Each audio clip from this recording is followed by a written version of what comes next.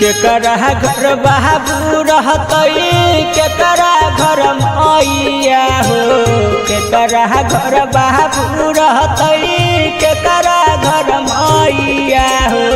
पाही पहाड़ी भजब बाट हो भैया मैया के पेला होतई हाट हो। बचपन से पोसी पाली कैल कैसे आन हो। कज काहे कैल भैया मैया कबीरान हो। बचपन से पोसी पाली कैल कैसे आन हो। आज काहे कैल भैया बाबू कबीरान हो।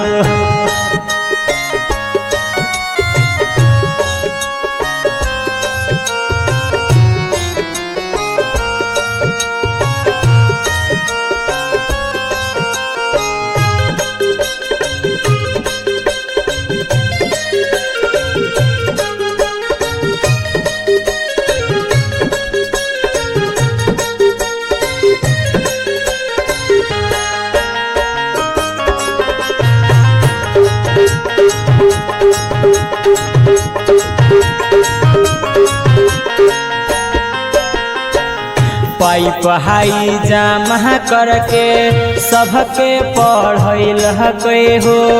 अपने उ भूखल रह के सबके खिलैल के हो। पाई पहाई जमा करके सबके पढ़ल के हो।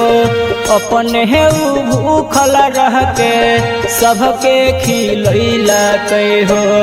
दुनिया के रीता देखी तोड़ा दिल पीत हो।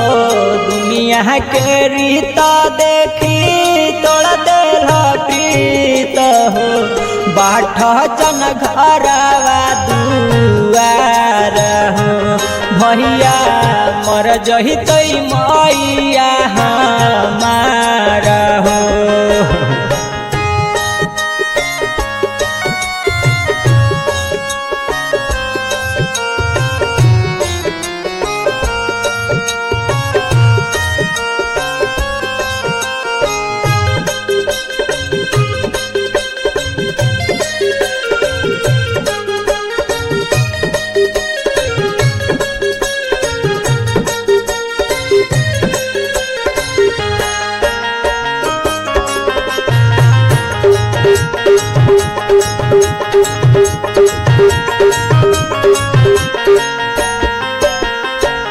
बचपन में तीनों भाई संगे खेलिए हो।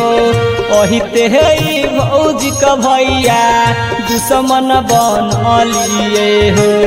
बचपन में सभे भाई संगे खेलिए हो।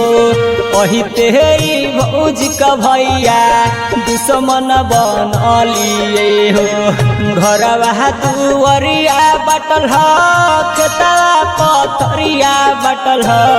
घरवा दुआरिया बटल ह कोठवा अटरिया बटल ह।